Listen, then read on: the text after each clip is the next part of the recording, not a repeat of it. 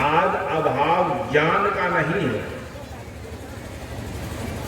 ज्ञान से भरपूर है हमारा जीवन।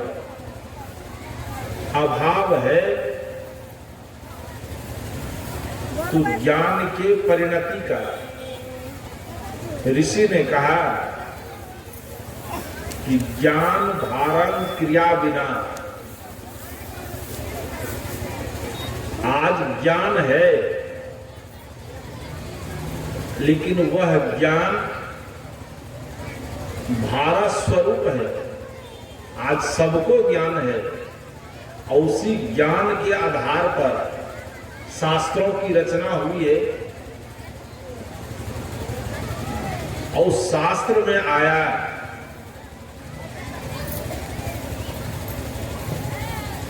कि मातृवत परदारेषु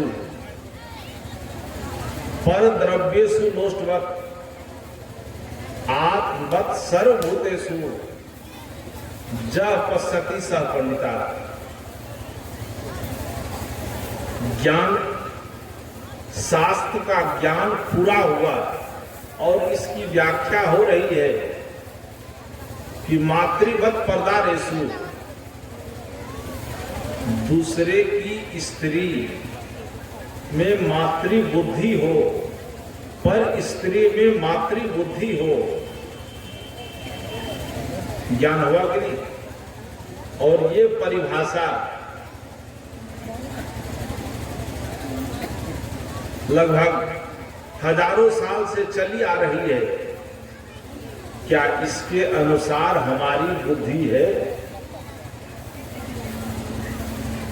इसके अनुसार हम चल रहे हैं? चल रहे होते ये बलात्कार की घटना छपती। आज भारतवर्ष का कोई दिन ऐसा नहीं है कि जिस दिन समाचार पत्र के प्रथम पृष्ठ पर बलात्कार की घटना नहीं छपती हो। ज्ञान है कि नहीं?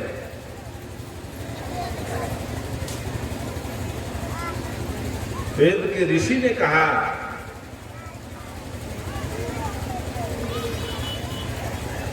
कि माता पिता मातृदेवो भव, पितृदेवो भव, आचार्य देवो भव। पूरा हुआ ज्ञान कि नहीं? ये सब जानते हैं कि माता देव है। धरती तल पर सबसे प्रथम देव मां है, कि मां से सबका जीवन जुड़ा हुआ है। मां का जितना उपकार है हम सबके साथ, पिता से अधिक, इसलिए मां का स्थान पहले आता है। वेद के ऋषि ने कहा कि माता निर्माता भवति, मां निर्मात्री शक्ति है। हमारे जीवन का निर्माण मां के द्वारा हुआ है, मां के गर्भ में हुआ है और मां के गर्भ से बाहर आए हैं। वहां भी सहयोग मां का ही है पहले, फिर परिवार, समाज, देश का सहयोग है।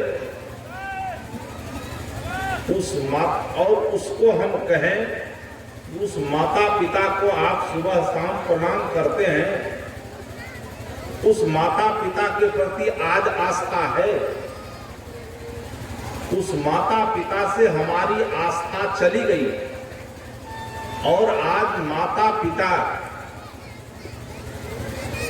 बिलखते हैं।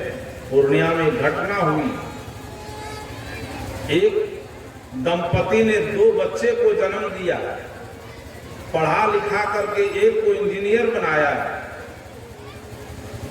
वो लाख रुपया महीना कमाता है और एक लड़का व्यापार करता है गुलाबाग में, करोड़, बहुत बड़ी गद्दी है, करोड़ों का व्यापार है।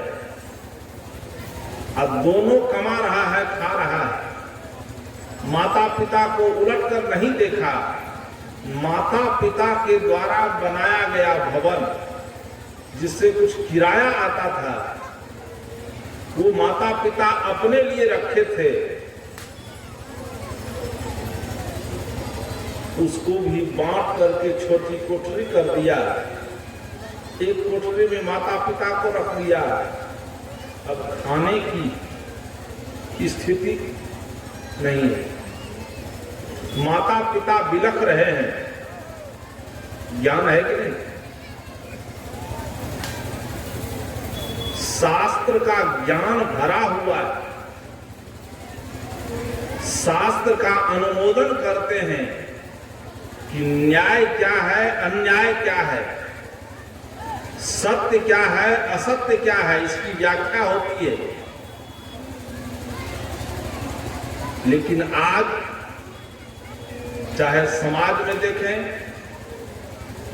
समाज पर हम दृष्टिपात करें तो जो दबंग है उसके साथ सब लोग मिल जाता है, और कमजोर आदमी को, जो कमजोर आदमी है वो हक मांगता है, उसके हक को भी छीन लेता है, समझता है कि अन्याय हो रहा है, लेकिन दबंगई के चलते उस कमजोर आदमी को दबोच दिया जाता है।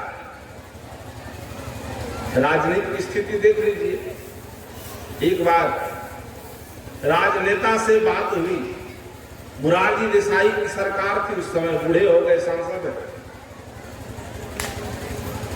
उस सरकार में वोटिंग होने थी। जो मोरारजी देसाई संकल्प लिया था, गांधी जी के शिष्य थे, उनका संकल्प था कि गांधी जी का जो सपना है उसको पूरा करना है। गांधी का पहला सपना था कि भारत शराब मुक्त होगा। गुजरात के थे, गुजरात को तो शराब मुक्त कर दिया। दूसरी पारी थी समूचे भारत में इसको लागू करना। और जब ये प्रस्ताव लेकर आने की बारी आई, वोटिंग का समय आया, जब कोई घटना होती है जिससे इस देश के नेताओं को हानि होती है तो सब लोग मिल जाता है। तब एक पावर है, विप जारी करता है अपने सांसदों को कि सबको वोट इसके विपक्ष में देना है।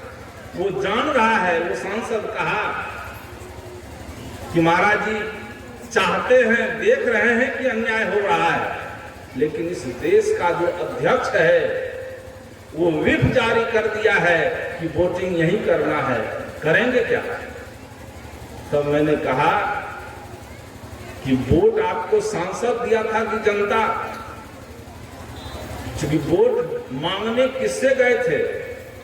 पार्टी के अध्यक्ष से कि धरती पर जनता से?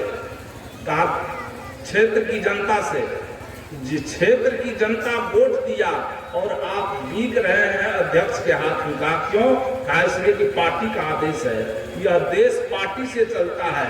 साधु समाज में जो अच्छे संत हैं, जिन संतों का विचार परिपक्व है और वो आंदोलन खड़ा करते हैं अन्याय के पक्ष में, अन्याय का विरोध करते हैं, कबीर साहब के तरह कबीर साहब ने कहा, कबीर साहब के चरण चिन्हानुगामियों ने कहा कि सच्चे पथ का राही हूं मैं, कह सकता दिन को रात नहीं, ईमान बेच दूं टुकड़ों में, यह मेरे बस की बात नहीं। कबीर साहब ने कहा साचा सोई सराइए, कहे चौड़े बजाय, की टूटे की फूटे, कहे बिन भर न जाए। कहा सत्य को सत्य कहने की हिम्मत आ जाए और जो कहना चाहता है ऐसे लोग उससे अलग होते हैं। वहां विप जारी होता है, वहां कानून जारी होता है कि हमारे खिलाफ है। तो ज्ञान तो है कि अन्याय हो रहा है,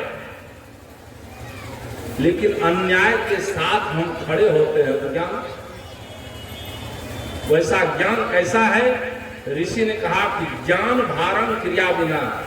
कबीर साहब ने कहा कि जस खर चंदन लादऊ भारा, परिमल बासन जान गमारा। गधा है, गधे का काम क्या है?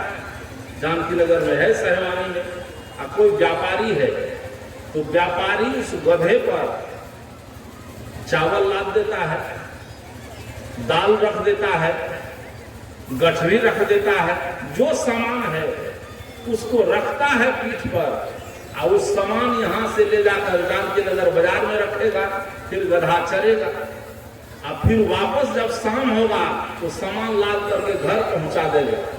उसको पता नहीं होता है कि हमारे पीठ पर चंदन है कि पत्थर है कि चना है कि चावल है। तो आज अभाव ज्ञान का नहीं है, ज्ञान से आज मनुष्य परिपूर्ण है। केवल अभाव है ज्ञान के परिणति का। आज परिभाषा अधिक हो गया है, परिभाषक लोगों की संख्या बढ़ गई है। हमारे ऐसे लोग परिभाषा देने वाले अधिक हो गए और सब देना चाहता है। सबको मंच पर जो मंच संचालक होता है उसकी दशा बिगड़ जाती है।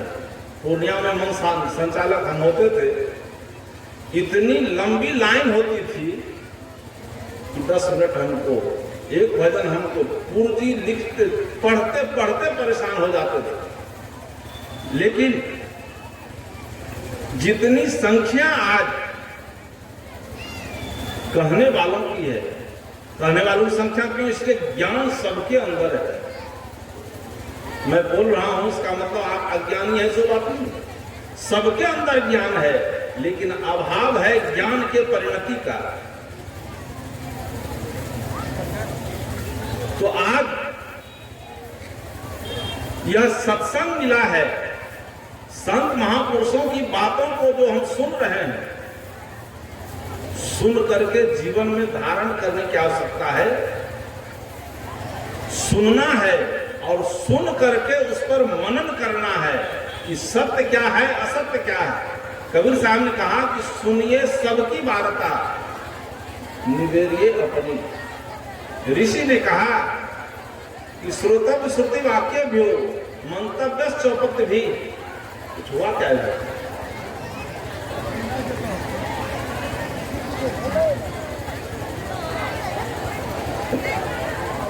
बैठ जाए सब लोग, सब लोग बैठ जाइए। कुछ आ गया, भाग जाएगा।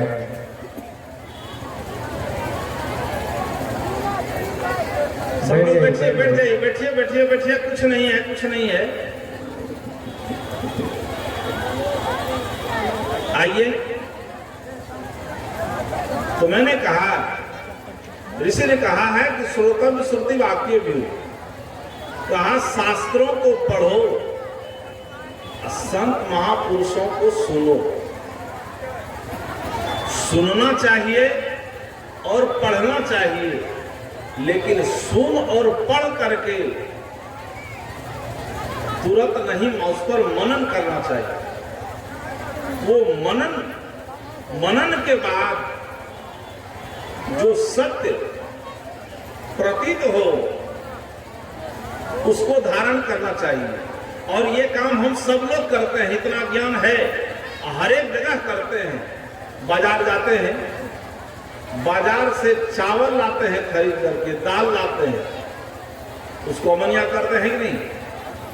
बाजार से फल खरीद करके लाते हैं। अभी अनार बिक रहा है 100 रुपया किलो। तो अनार जो देता है उसमें दाना और छिलका दोनों है कि नहीं?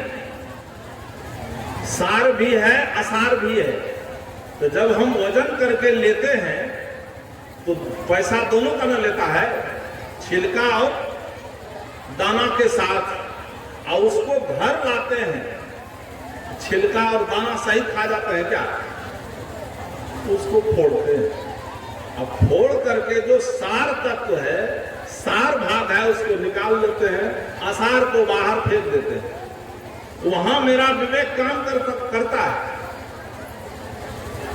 लेकिन जब शास्त्र की बात आती है, संत महापुरुष की बात आती है कि संतों को सुने हैं, तो कहते हैं कि जो कह दिया है यही लिखे सो सांच, चमके सो सोना। जो लिखा हुआ है वो बिल्कुल सत्य है। किताब में लिखा हुआ है अमुक महापुरुष लिखा है, वेद में लिखा हुआ है, उपनिषद में लिखा हुआ है, उपनिषद में वेद में लिखने से सत्य हो जाएगा?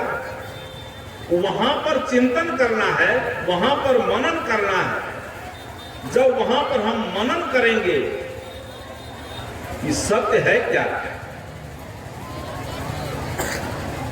और जब मनन करेंगे तब सत्य और असत्य का निर्णय होगा। से भगवान कृष्ण की बात आती है। भगवान कृष्ण के विषय में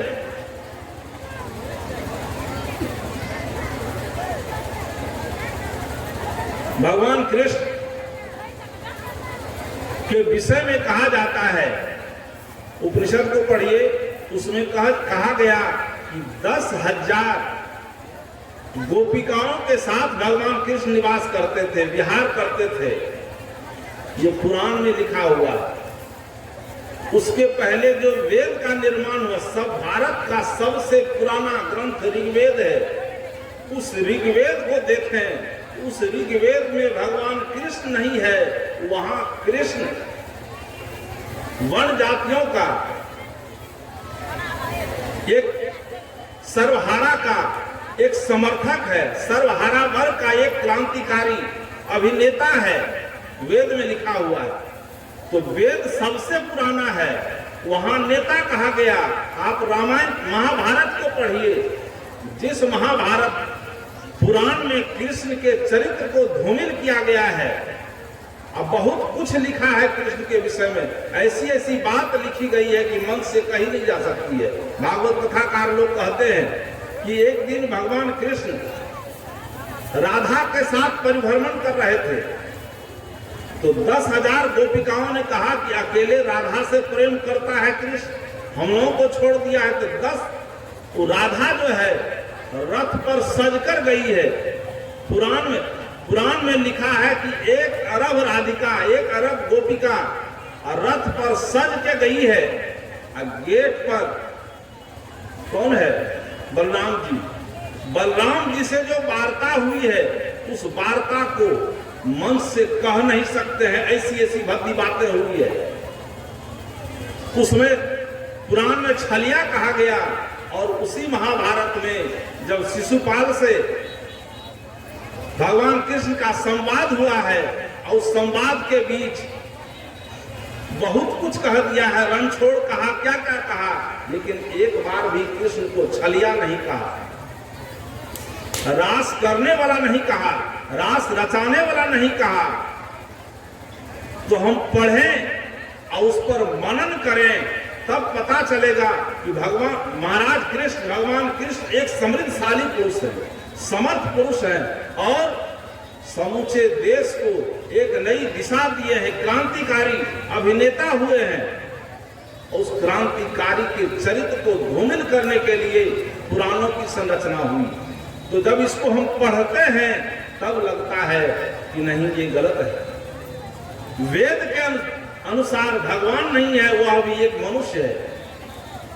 तो हम मनन करेंगे, और मनन से जो सत्य निकलेगा, उस सत्य को हम धारण कर वहां पर हमारा जीवन टिके, और जो ज्ञान मिला उस ज्ञान के अनुकूल हमारा आचरण हो। ज्ञान का संवर्धन बहुत हो गया, ज्ञान विकसित हो गया, लेकिन ज्ञान की परिणति का अभाव है। ज्ञान जो मिला है, उस ज्ञान के परिणति, वह ज्ञान हमारे जीवन में परिणत हो, प्रतिफलित हो, तभी हमारा जीवन विकसित हो सकता है, हम अपने जीवन के लक्ष्य तक पहुंच सकते हैं। तो आइए,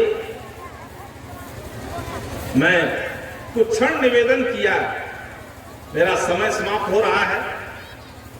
वह यह कि ज्ञान के अनुसार हमारा आचरण हो। आज जितना ज्ञान का विकास हुआ है, उस ज्ञान की परिणति हमारे जीवन में हो जाए तो हमारे जीवन से भय खत्म हो जाएगा, हमारे जीवन से विरोध खत्म हो जाएगा, राग खत्म हो जाएगा, द्वेष खत्म हो जाएगा। जहां विरोध भय खत्म हो गया, राग द्वेष खत्म हो गया, हमारे जीवन में शांति घटित हो जाएगी। तब जब ज्ञान हमारे जीवन में पच जाएगा, ज्ञान की परिणति हमारे जीवन हो जाएगी। इन्हीं सबों के साथ मैं अपनी बातों को विराम देता हूँ। बोलिए सदगुरुदेव की जय।